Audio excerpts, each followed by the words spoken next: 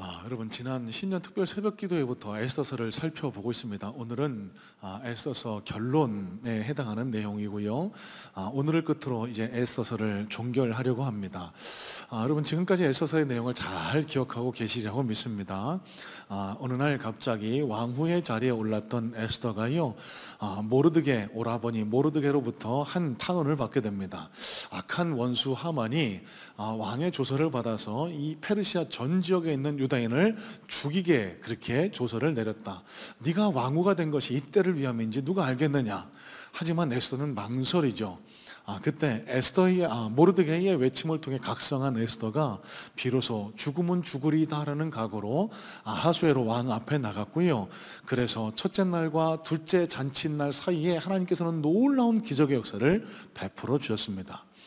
아하수에로가 잠이 오지 않아서 왕궁 일지 아무 곳이나 꺼내서 읽어달라고 했는데 그 일지가 하필이면 5년 전에 자기를 암살하려고 했던 계획을 왕후의 오라비 모르드게가 사전에 알아서 차단했다는 내용이었고요. 그래서 악한 하만 대신 이 모르드게를 그 자리에 앉히고 모르드게를 죽이려 했던 장대, 하만의 집에 세워두었던 장대에 악한 대적 하만을 대신 매다는 놀라운 반전의 역사가 지금껏 에스더서 7장까지 펼쳐져 있었습니다. 지난주에 나눈 메시지의 중심 내용은 이겁니다. 여러분, 악한 사람이 잘 되는 것처럼 보이지만 부러워하실 필요가 없다는 거예요. 하나님 살아서 역사하고 계시고 세상 만물을 통치하고 계시고요. 그래서 결단코 악은 하나님이 계신 이 땅에서 성공하지 못한다라는 사실이 에스더서의 중심 주제 가운데 하나라고 말씀을 나누었습니다. 자, 그러면 오늘 이 에스더서를 마무리하는 이날, 이 에스더서 8장, 9장을 우리가 함께 더불어 살펴보게 될 텐데, 이 에스더서에 하나님의 어떤 마음이 숨겨져 있을까? 하나님께서는 이 말씀을 통해서 우리에게 어떤 하나님 나라의 메시지를 깨닫기 원하실까? 우리 함께 하나님 말씀을 깊이 생각해 보면서 하나님의 뜻, 하나님의 의지, 하나님의 목적을 우리 다시 한번 이 한 시간 우리 삶과 심령 속에 새기는 귀한 은혜의 시간이 되기를 주님의 이름으로 소망하고 축복합니다. 자, 1절 말씀부터 다시 한번 살펴보겠습니다. 1절입니다. 그날 아하수에로 왕이 유다인의 대적 하만의 집을 왕후 에스더에게 주니라. 에스더가 모르드게는 자기에게 어떻게 관계됨을 왕께 알렸으므로 모르드게까지 왕 앞에 나오니. 자, 여러분, 왕이 처형당한 하만의 집을 에스더에게 주었다는 의미는요, 그저 하만의 주택을, 하만이 거주하던 집을 에스더에게 주었다라는 말을 훨씬 뛰어넘는 의미를 가지고 있습니다. 여러분, 그러니까 부동산 가서 매매 계약서 써서 하만이 거했던 아파트를 주었다, 이게 아니고요. 하만에게 속했던 모든 권한, 그러니까 그가 가졌던 모든 재산뿐만이 아니라 그가 부렸던 종, 하인, 그의 권세 모두를 다 에스더에게 넘겨주었다, 이양해 주었다라는 뜻으로 받아들이실 수 있는 것 같습니다. 자, 여러분, 이 아하수에로가요, 자기의 부주의함 때문에 악한 하만에게 속아서 뇌물 때문에 이 왕후를 죽일 뻔했던 사건, 뒤늦게 깨닫고 왕후 에스더에게 매우 미안했던 것 같아요. 그래서 상당한 재산이었을 걸로 생각이 됩니다. 왜? 하만이 이 왕 아하수에로의 은 1만 달란트, 지금 시세로 치면은 수조 원, 수십조 원에 달하는 뇌물을 바치고 그 조서를 받아냈거든요. 그러면 얼마나 부자였을까요? 그러니까 그 모든 재산을 에스더에게 넘겨주는 것으로 자신의 그 미안함을 좀 달래려고 했던 것 같아요. 자, 2절 말씀도 한번 볼까요? 왕이 하만에게서 거둔 반지를 빼어 모르드게에게 준지라. 에스더가 모르드게에게 하만의 집을 관리하게 하니라. 자, 여러분, 왕이 하만의 손에 끼어있던 반지를 빼서 모르드게에게 줍니다. 왜요? 앞서 1절에서 이 에스더가 이 모르드게, 하만이 매달아 죽이려 했던 모르드게, 왕의 그 왕국 일지에 등장했던 모르드게가 내 여러분입니다, 내 부모님 같은 분입니다라고 얘기했거든요.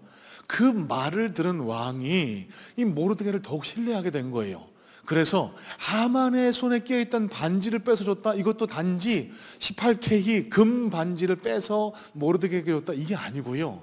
하만에게 있었던 모든 권세, 정치적인 권세, 여러분, 하만이 누구죠?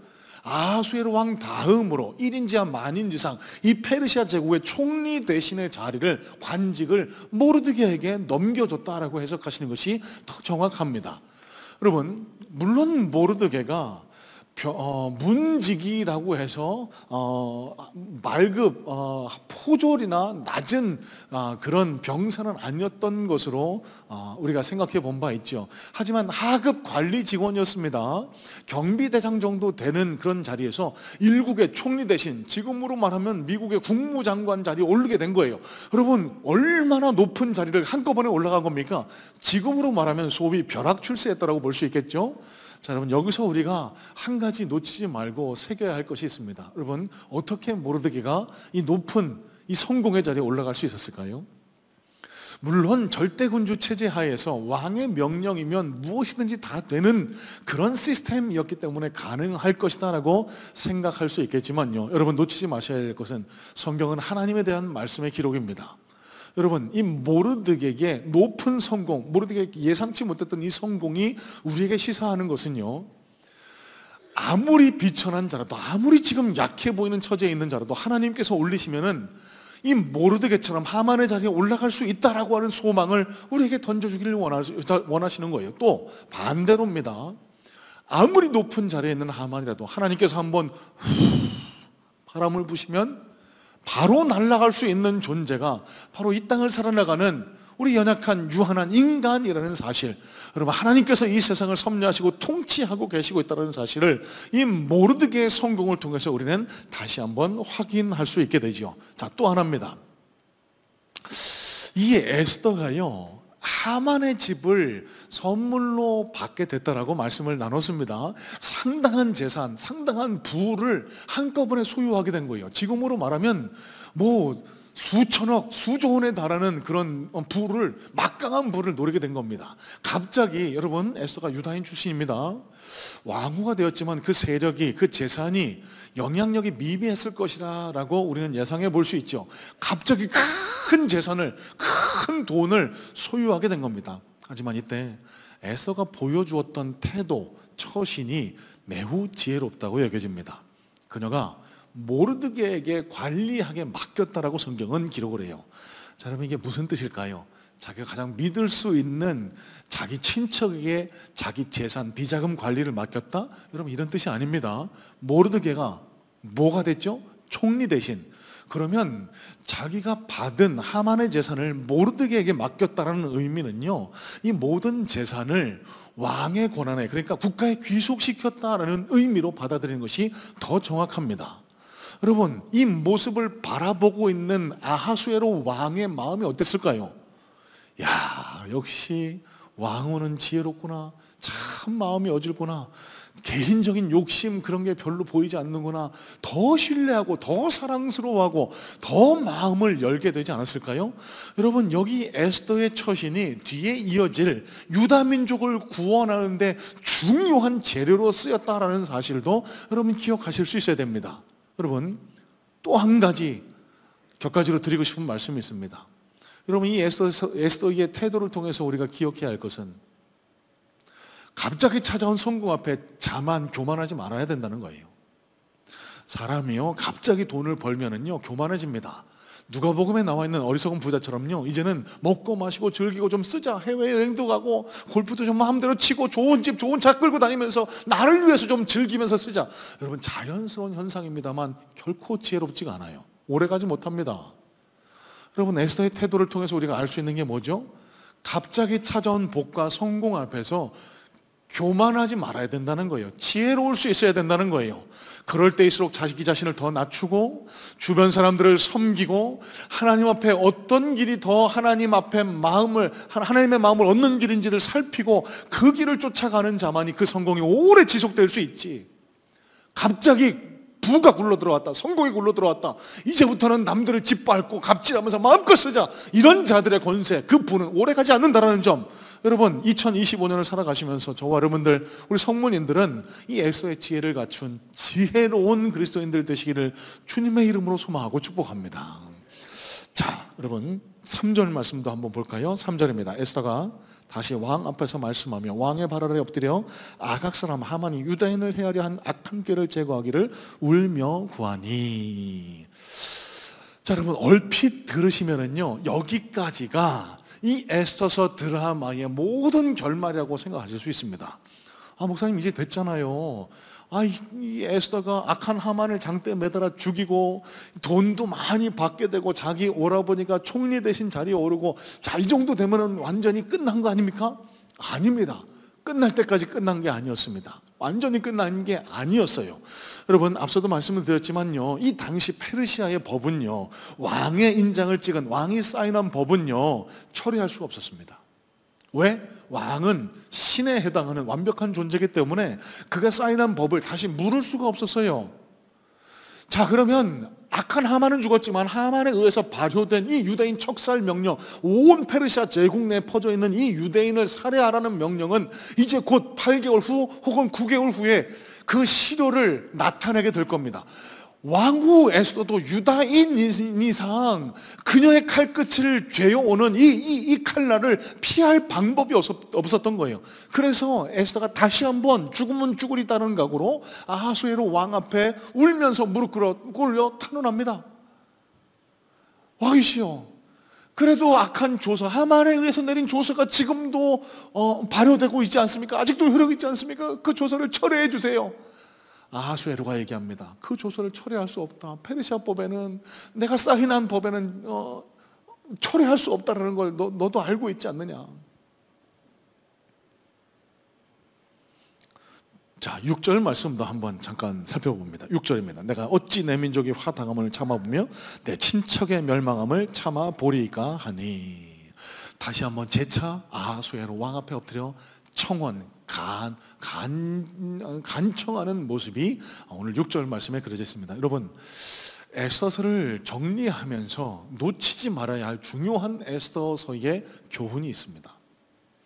저는 오늘 이 6절 말씀에 에스더서의 중요한 신학적인 메시지가 담겨 있다고 그렇게 생각을 합니다.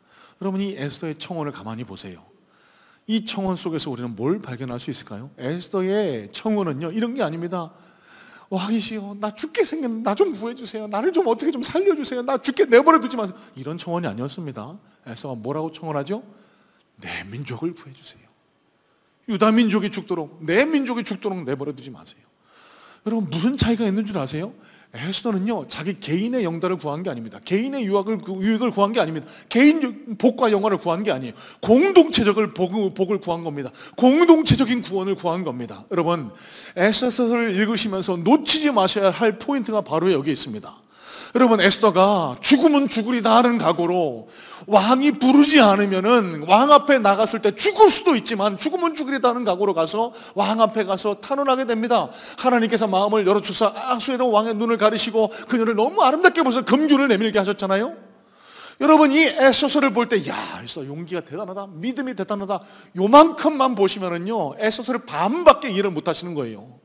그러면 에스더가 우리가 생각하는 것처럼 에스더에게만 초점을 맞춰서 개인적인 그런 복과 영화, 개인적인 영웅담으로 치부해 버리면은요, 에스더가 죽으면 죽으리다 가면 안 되잖아요. 왕인데 그냥 가만히 있으면 그녀는 잘 먹고 잘 살 수 있잖아요. 왜 쓸데없이 왕 앞에 나갑니까? 그런데 그녀가 죽으면 죽으리다 하는 각오로 아하수에로 왕 앞에 나갑니다. 여러분, 이 결단에 담겨있는 의미는 뭘까요? 개인의 영달을 포기한 겁니다. 개인의 안위를 포기한 거예요. 무엇을 위해서요?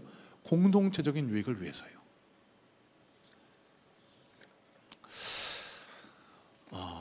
지난 월화수요일 중고등부 수련회가 있었습니다. 아까 영상을 보셨습니다만 은혜 가운데 잘 진행이 됐는데요. 자, 둘째 날 저녁 집회에 함께 하기 위해서 우리 장로님들과 함께 파주에 있는 영산 수련원 집회 장소를 찾아갔습니다. 집회를 찾아갔는데 우리 아이들이 정말 뜨겁게 찬양하고 기도하고 말씀도 열심히 듣고, 강사로 오신 분이 고은식 목사라는 분인데 아무래도 이 청년들은 좀 목사답지 않은 목사님을 좋아하나 봐요.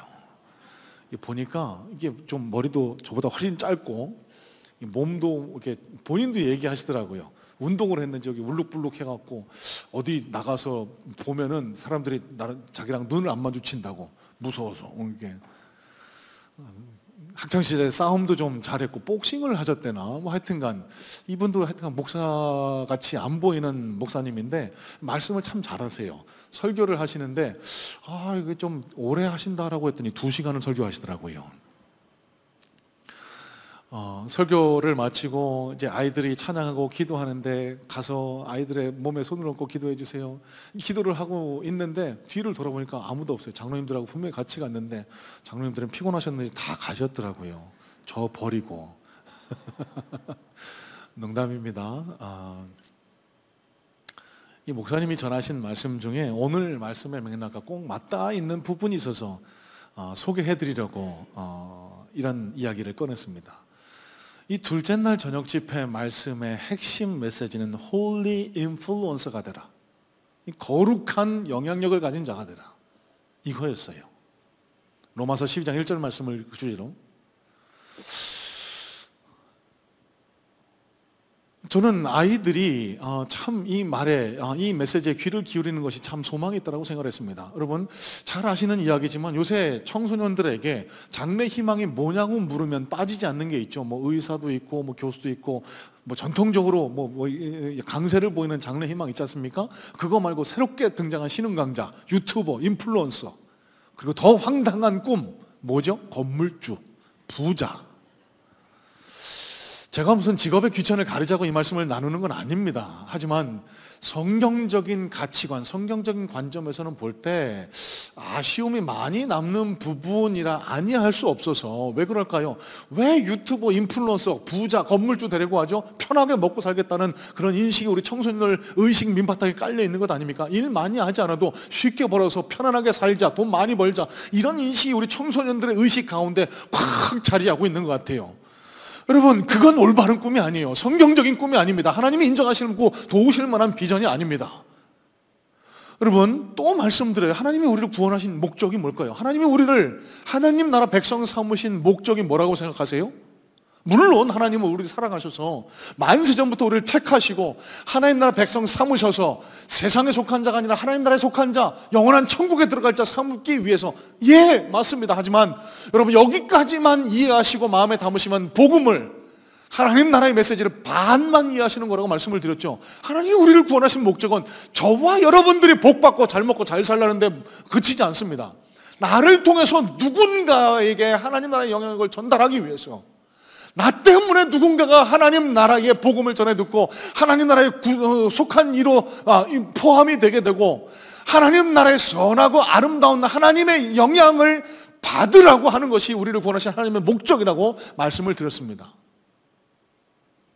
여러분 이런 맥락에서 에스더서를 다시 바라보실 수 있어야 돼요. 여러분 과거 일제시대부터 이어진 과거 7, 80년대까지 한국교회에서 이 에스더서를 해석하는 논조는 아주 일관됐습니다. 순교적인 시각에서 이 에스더서를 읽어왔거든요. 죽으면 죽으리다. 야 대단하다. 나 그 일제가 핍박하니까 예수 믿는 거, 교회 간다 그러면 시아버지가 핍박하고 어머니 아버지가 집에서 내쫓고 그러니까 그럼에도 불구하고 믿음을 지키기 위해서 죽으면 죽으리다. 이런 믿음을 가져야 돼. 이런 순교적인 관점에서 에스더서를 봐온 게 사실이거든요. 여러분 그런데 오늘날을 한번 살펴보십시오. 더 이상 예수 믿는 것으로 인해서 핍박받는 시대는 지나간 것 같습니다. 누가 여러분 교회 다닌다라고 핍박합니까? 물론 눈에 보이지 않는 핍박은 존재할 수 있겠습니다만 여러분 교회 간다라고 해서 우리가 직접적인 물질적인 물리적인 피해를 보는 건 거의 없잖아요. 오히려 지금 이 시대의 악한 대적 하만 같은 사단의 계략은 뭡니까? 너무 편안한 게 지금 문제 아닙니까? 너무 편안한 게 세속주의, 개인주의, 이기주의. 나만 잘 먹고 잘 살면 돼. 나만 잘 되면 돼. 나만 아니면 돼.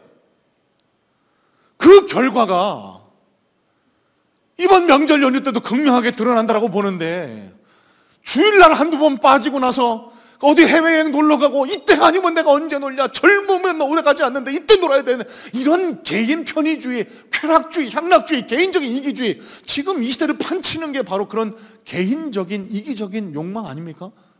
그게 지금 우리가 마주하고 있는 악한 세상이요, 악한 대적 하만의 정치 아닙니까? 그러면 이때 우리가 봐야 할 에스더서를 바라보면서 우리가 떠야 할 눈이 있습니다. 한국교회가 위기를 맞았다고 합니다. 교인 수는 감소하고 청년들은 교회를 떠나가는 절체절명의 위기 앞에 섰다라고 하는데, 여러분 지금 이 시대가 에스더서에서 유다인들, 에스더와 모르드게가 마주한 상황과 크게 다르지 않다고 생각을 합니다. 부흥과 회복을 외치지만 하나님, 이대로 교회가 쓰러져가는 것을 두고만 보실 겁니까? 하나님 앞에 부르짖어 기도하지만 하나님 안 계신 것처럼, 하나님 응답이 더디고 멀리 있는 것처럼 느껴질 때가 한두 번이 아니에요. 저도 마찬가지입니다. 교회를 위해서, 이 땅 그리스도인들을 위해서 기도하지만 하나님의 역사가 어떻게 더디게 나타나는지, 아직도 교회 곳곳에 빈 자리가 남아있고 예배 때마다 빈 자리를 찾아볼 수 있는 이 때에 하나님이 역사하지 않으시는 것 같아갖고 마음 답답할 때가 한두 번이 아니에요. 여러분, 그런데 이 에스더서에서 에스더가 어떤 발걸음을 내딛습니까?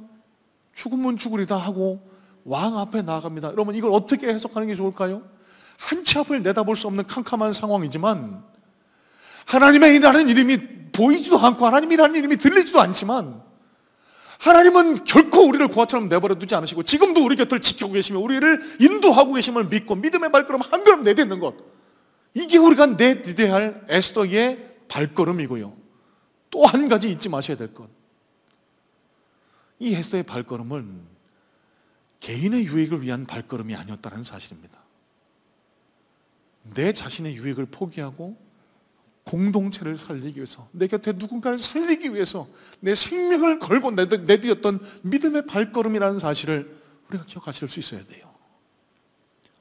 하나님은 오늘 이 땅을 살아가는 그리스도인 저와 여러분들에게 요청하시는 것이 바로 이 믿음의 자세인 줄로 믿습니다.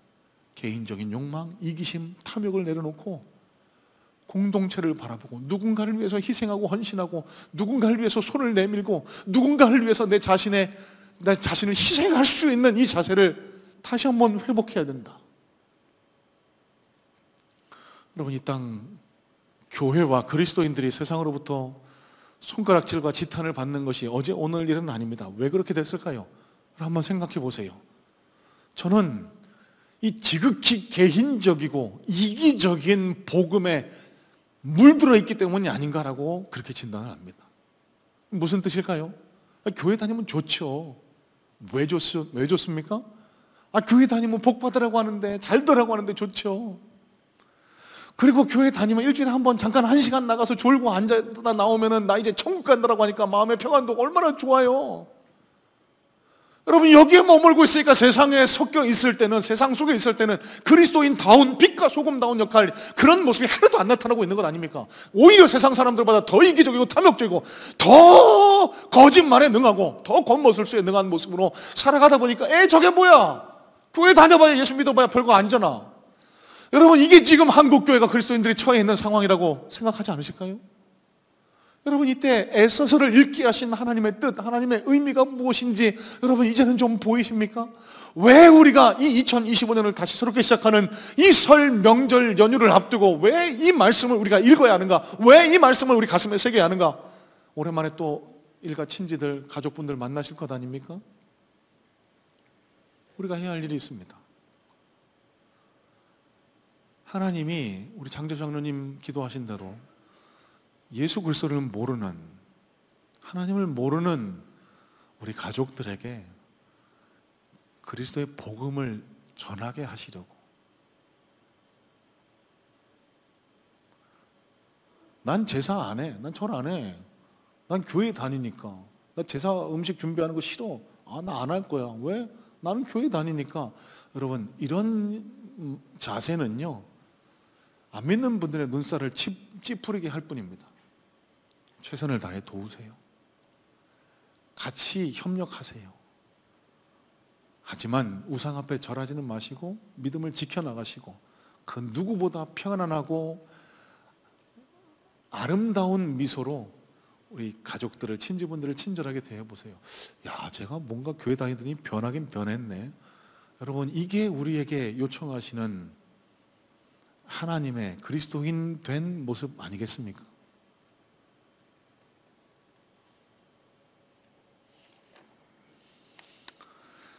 13절입니다. 이 조서 초본을 각 지방에 전하고 각 민족에게 반포하고 유다인들에게 준비하였다가 그날에 대적에게 원수를 갚게 하라. 자, 여러분, 에스더서에서 빼놓을 수 없는 클라이막스 가운데 클라이막스가 저는 이 13절이라고 생각을 합니다. 여러분, 이 사이에 왕이 이렇게 허락을 합니다. 왕의 조서는 다시 철회할 수가 없지 않느냐. 대신 너희가 그에 상응하는 조서를 새로 만들어서 새로 꾸며서 그걸 반포해. 그랬더니 에스더와 모르드게가 어떤 지혜를 낸 줄 아세요? 이날 가만히 있지 말자는 겁니다. 유대인들에게 준비하라고 합니다. 그날 그 대적들이, 하만의 수종자들이 유다인들을 죽이려고 할 때 가만히 앉아서 당하고만 있지 말고 무장하고 준비하고 훈련해서 그 사람들과 싸우라. 그래서 그 사람들과 싸워서 이기면 그 사람 대적들의 재산과 그들의 권한을 다 몰수해서 너희들이 취하라. 여러분, 대각성이 이루어졌습니다. 이 페르시아 전역내에 숨죽여 살고 있던 이 페르시아의 유다인들에게 영적인 대각성이 일어난 거예요. 아, 우리가 이 페르시아에서 편안하게 잘 살고 있었지만 그 편안함은 일시적인 편안함에 지나지 않았구나. 언제고 우리는 죽임 당할 수 있는 존재들이었구나. 악한 하만은 죽었지만 하만은 또 등장하고 또 등장할 텐데 우리가 이 위기 앞에 그냥 넉넉히 있을 수만 없겠구나. 개인적으로 나만 잘 살면 돼, 이런 식으로 살아서는 내 운명을 담보할 수 없겠구나. 뭐 했죠? 준비합니다. 그날부터 이 법령이 포고될 때까지 약 7개월, 8개월 동안 무장합니다. 한 번도 잡아보지 않았던 칼을 잡고요, 활 쏘기를 연습하고요. 그래서 대적들이 쳐들어왔을 때 당당하게 맞서 싸우기 위한 훈련을 하기 시작한 겁니다. 공동체적으로 함께 모여 기도하기 시작했고요, 같이 훈련하기 시작했습니다. 여러분, 이 공동체적인 훈련과 영적인 각성이 놀라운 대반전의 역사를 가져올 수 있게 되었다는 사실을 여러분 기억하시기를 주님의 이름으로 축복합니다. 여러분, 저는요, 어떤 맥락에서 보면 다시 2025년을 새롭게 출발하는 이번 설 명절 연휴, 이제 명절 연휴를 지나고 오시면 2월 달에 시작이 될 텐데 새롭게 출발합시다. 새롭게 출발했으면 좋겠습니다. 이제 목장이 개학하고 여러 가지 시스템들이, 여러 가지 교회 프로그램들이 돌아가기 시작할 텐데 이때부터 다시 시작했으면 좋겠어요. 어떻게 해요? 준비하고 훈련하는 한 해로 삼았으면 좋겠습니다. 저와 여러분들은 이방인입니다. 이 땅에 속한 사람들이 아닙니다. 영원한 하나님 나라를 준비하며 살아가야 할 그리스도인이라는 사실을 깨달으시고 세상 속에서 그저 아무것도 아닌 미미한 존재로 숨어서 신앙생활하는 그런 그리스도인이 아니라 악한 대적 하만의 세력들이 쳐들어올 때 맞서 상대에 싸워 그들의 것을 노력해내고 그들의 것을 탈취해내는 그런 당당한 그리스도인으로 서기 위해서 말씀으로, 기도로 신앙의 훈련을 이어나가는 그런 2025년이 되어지기를 주님의 이름으로 소망하고 축복해요. 올 한 해 우리 교회가 이 일을 위해서 힘을, 진력을 다할 겁니다. 저와 여러분들이 어느 곳에 가셔서나 하나님과 세상 앞에 당당한 그리스도인 되기 위한 훈련, 공동체적인 훈련, 공동체적인 기도, 공동체적인 우리 모임을 힘써 진행해 나가려고 해요. 여러분, 이 일에 마음을 열고 동참하시기를 소망하고요. 여러분, 2월 첫 주일부터 시작될 목장 모임에도 마음을 열고 동참하셔서, 여러분, 이 목장 모임의 의미는 다른 데 있는 거 아닙니다. 그냥 개모임 아니에요. 그냥 가서 무슨 신세 한탄하고 그냥 내 마음에 위로받는 그런 자리 아닙니다. 훈련하는 자리예요. 세상에 나가서 그냥 예수 믿는지 안 믿는지도 모르는 그런 이름뿐인 그리스도인이 아니라 언제 어디서나 예수 그리스도의 이름으로 성령의 검을 휘두를 수 있는 그런 그리스도의 군사로 깨어있기 위한 훈련이 이 목장 모임의 취다라는 사실을 기억을 하시고, 여러분, 새롭게 시작될 2025년에 하나님 말씀으로, 기도로, 교회에서 진행하는 모든 영적인 프로그램에 마음을 열고 동참하심으로 저와 여러분의 삶 속에서도 이 에스더서에 나타난 하나님의 놀라운 반전의 역사가 날마다 기념되고 일어날 수 있게 되기를 주님의 이름으로 소망하고 축복합니다. 자, 두 번째입니다. 우리 9장 말씀도 함께 살펴볼 텐데요, 9장 1절에 이렇게 말씀이 기록됩니다. 아달월 곧 12째 달 13일은 왕의 어명을 시행하게 된 날이라. 유다인의 대적들이 그들을 제거하기를 받았더니 유다인이 도리어 자기들을 미워하는 자들을 제거하게 된 그날에. 자, 여러분, 누구에게나 그날은 있습니다. 영어로 보니까요, on this day 혹은 this was the very day라고 그렇게 번역을 하고 있는데, 그날, the special day, 아주 특별한 날입니다. 자, 여러분, 여러분의 인생에 있어서 가장 특별한 날은 언제였다라고 생각하실까요? 오늘 중고등부 청년들하고 함께 예배를 드리기 때문에 제가 한 가지 한번 생각을 해봤는데, 요새 아이들은 보니까 남친 여친 생기면 핸드폰에다가 며칠 됐다라고 꼭 이렇게 카운트해주는 그런 것도 있더라고요. 남친과의 100일, 1000일 뭐 이런 게 그날이라고 생각하실까요? 아니면 결혼하신 분들은 결혼기념일, 프로포즈 받은 날. 자, 여러분 누구에게나 있는 그날이지만 여러분 오늘 본문을 통해서 그 날을 다시 한번 정의하고 우리 삶과 심령에 새길 수 있으면 좋겠습니다. 그날 우리가 기억하고 기념해야 할 그날은 과연 어떤 날인가? 여러분 오늘 설교의 제목을요, 우리 함께 부림절을 선포하자라고 잡아봤습니다. 그리고 오늘 메시지, 오늘 설교에서 기억해야 할 두 단어는 함께라는 단어. 지금껏 제가 외친 겁니다. 개인적인 욕심과 이기심을 버리고 공동체적인 비전을 품자. 함께라는 단어를 품으시기를 소망하고요. 다른 한 단어는 부림이라는 단어입니다. 부림. 이 부림이라는 단어가 무슨 의미일까? 여러분, 이 부림이라는 단어는요, 실제로는 제비 뽑다, 푸르, 그러니까 영어로 하면 랏, 이 뽑기 있잖아요. 뽑기 하다라는 그런 뜻의 의미를 가진 단어가 부림이라는 단어입니다. 자, 그러면 이 부림절이 갖고 있는 의미는 무엇일까요? 자, 저 뒤에 보시면 20절로 23절에 이런 말씀이 기록됩니다. 모르드게가 이 일을 기록하고 아하수에로 왕의 각 지방에 있는 모든 유다인에게 원근을 막론하고 글을 보내 이르기를 한 규례를 세워 해마다 아달월 14일과 15일을 지키라. 이날에 유다인이 대적에게서 벗어나서 평안함을 얻어 슬픔이 변하여 기쁨이 되고 애통이 변하여 길한 날이 되었으니 이 두 날을 지켜 잔치를 베풀고 즐기며 서로 예물을 주며 가난한 자를 구제하라 하며 유다인이 자기들이 이미 시작한 대로 또한 모르드게가 보낸 글대로 계속해서 행하였으니. 자, 여러분, 이 부림절이 바로 이 날입니다. 성경에 기록된 대로 슬픔이 변하여 기쁨이 된 날, 애통이 변하여 찬양이 된 날, 놀라운 반전의 역사가 기록된 날. 여러분, 이 부림, 제비 뽑은 날은 어떤 날이었죠? 저주의 날이었습니다. 죽음의 날이었습니다. 원래는요, 하만이 이 12월 13일, 그러니까 그날 그해 12월 13일에 페르시아 전역에 있는 유대인을 다 잡아 죽여라, 이 날을 잡으려고 박술사들, 무당들과 함께 제비 뽑은 날이 12월 13일이에요. 그런데 그날에 어떤 역사가 일어났죠? 9장에 앞선 절에 보시면 다 나와 있는데요, 유다인들이 열심히 준비합니다. 열심히 무장하고 훈련합니다. 그 결과 악한 적들이 쳐들어왔을 때 그들과 당당히 맞상대 갖고요, 그들을 다 물리쳐내고 그들의 소유를 빼앗은 날. 여러분, 어떤 전쟁이든지 전쟁에 이긴 쪽은 승리, 파티를 하기 마련이죠. 이 부림절이 유다인들에게 바로 그날이 됐습니다. 승리를 축하하는 날. 한때는 죽음을 기다려야만 했던 저주의 날, 죽음의 날, 숭악한 날이었지만 하나님의 은혜로 인해서 그날을 준비하고 훈련하고 그날을 맞았더니 놀라운 반전의 역사가 일어난 날. 슬픔이 변하여 기쁨이 되고 애통이 변하여 찬양이 된 그날. 여러분, 저는 이 말씀을 묵상하고 읽고 말씀을 준비하면서 얼마나 가슴이 뜨거워졌는지 모릅니다. 얼마나 가슴에 감동이 몰려왔는지 몰라요. 기도하게 됩니다. 하나님, 우리 성문의 성도들에게도 이 푸림의 날이 날마다 경험될 수 있도록 도와주옵소서. 하나님, 지금 갑자기 찾아온 슬픔 때문에, 갑자기 찾아온 질병 때문에, 갑자기 찾아온 가정과 자녀의 문제 때문에 마음 아파서 탄식하며 주님 앞에 부르짖는 이들이 얼마나 많이 있는데, 하나님, 저들의 삶 속에도 하나님이 허락하신 부림절이 반드시 나타날 수 있도록 주님 도와주옵소서. 이렇게 기도하게 돼요. 그리고 확신하게 됩니다. 에스더처럼 한 치 앞이 보이지 않지만 믿음의 발걸음을 한 걸음 내디딜 때, 주님 앞에 부르짖어 기도할 때 우리 성문의 성도님들에게도 이 놀라운 반전 역사, 부림절을 기념하는 날이 반드시 찾아올 거라는 그런 확신 속에 하나님 앞에 감사를 하게 되었다는 것. 여러분, 다시 한번 축복합니다. 2025년도를 살아가는 동안에도 여러분 삶 속에 이 부림절이 날마다 기억되고 기념되시기를 주님의 이름으로 소망하고 축복합니다.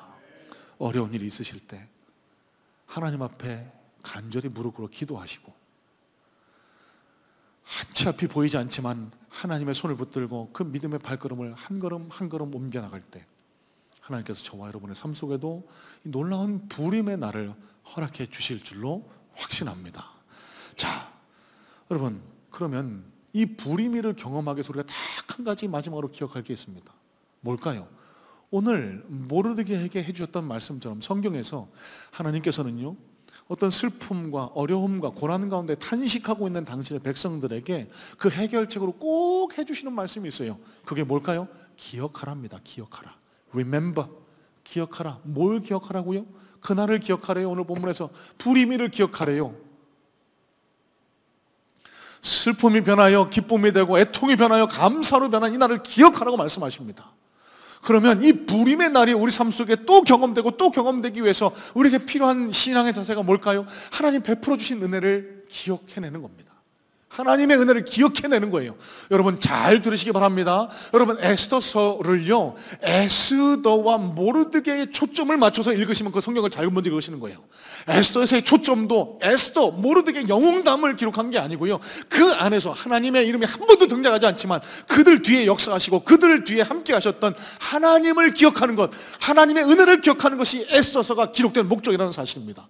그러면 불임절을 맞기 위해서 우리 삶 속에 필요한 신앙의 자세, 하나님이 우리 삶 속에 베풀어 주신 은혜를 기억해내는 겁니다. 여러분 어렵고 힘들고 고통스러우실 때 지금까지 내 삶을 통해 하나님이 베풀어 주신 은혜를 자꾸 기억해내세요. 여러분 이런 맥락에서 신앙생활의 대부분이 은혜에 대한 기억이라고 말씀드려도 지나침이 없습니다. 왜요? 회개도 회복도 은혜에 대한 기억, 첫사랑에 대한 기억으로부터 출발하기 때문에.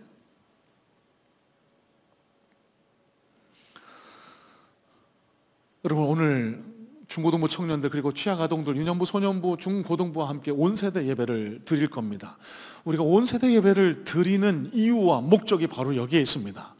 우리가 경험한 하나님의 은혜, 우리가 선포한 이 불임일의 은혜를 함께 우리 자녀들과 선포하자는 겁니다.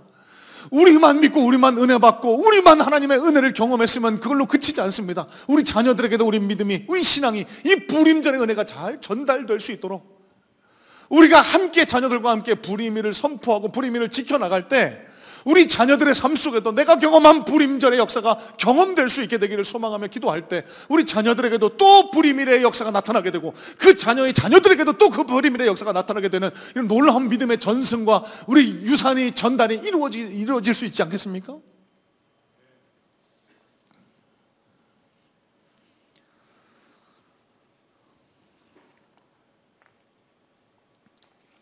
여러분 오늘 함께 나눈 불임일이라는 단어가 무척 생경하게 들리실 줄로 믿습니다. 왜냐하면 한국 교회와 그리스도인들이 이 불임절을 따로 지키고 있지 않기 때문입니다. 유다인들, 유대교인들은 지키고 있습니다만 유대교인들의 전통을 우리가 다 따르고 있지는 않죠. 하지만 지금 이 어려운 시대를 지나가고 있는 이 땅의 그리스도인 저와 여러분이 반드시 기억하고 반드시 마음에 새기고 반드시 지켜야 할 것이 바로 이 불임일의 정신이라고 믿습니다. 여러분 2025년도를 살아가시면서 아니 저와 여러분이 인생길을 걸어가는 동안에도 마치 에스더서의 상황처럼 하나님이 안 계신 것 같고 하나님의 이름이 들리지도 않고 보이지도 않고 하나님께 간절히 간구해봤지만 응답하시지 않는 것처럼 느껴질 때가 있을 수 있습니다. 하지만 그때 우리에게 필요한 것은 에스더처럼 죽으면 죽으리이다 라고 하는 개인적인 유익과 개인적인 욕망을 포기하고 공동체적인 희생의 결단을 내리고 믿음의 발걸음을 한 걸음 내디딜 때 하나님께서는 그 죽음의 날로 지정되었던 그 불임의 날이 기쁨의 날, 환희의 날, 승리의 날, 축제의 날로 변하는 놀라운 반전의 역사를 저와 여러분의 삶 속에서도 허락해 주실 줄로 믿습니다. 여러분 꼭 기억하실 것은 하나님 은혜에 대한 기억이 사라지면 감사가 사라집니다. 그리고 감사가 사라지면 은혜도 저절로 사라지게 됩니다. 그 결과 우리는 무기력한 신앙생활을 이어갈 수밖에 없다는 사실. 반대입니다. 그러면 우리가 힘있고 능력있고 당당한 신앙을 이어가기 위해서 오늘 우리가 해야 할 일은 불임을 기억하는 겁니다. 불임의 날을 기억하는 겁니다. 하나님 주신 은혜를 붙들고 기억하며 한 날 한 날 믿음의 발걸음을 이어나갈 때 저와 여러분의 삶 속에서 놀라운 승리의 역사가 날마다 이어지며 경험되게 될 줄로 믿습니다. 기도하겠습니다.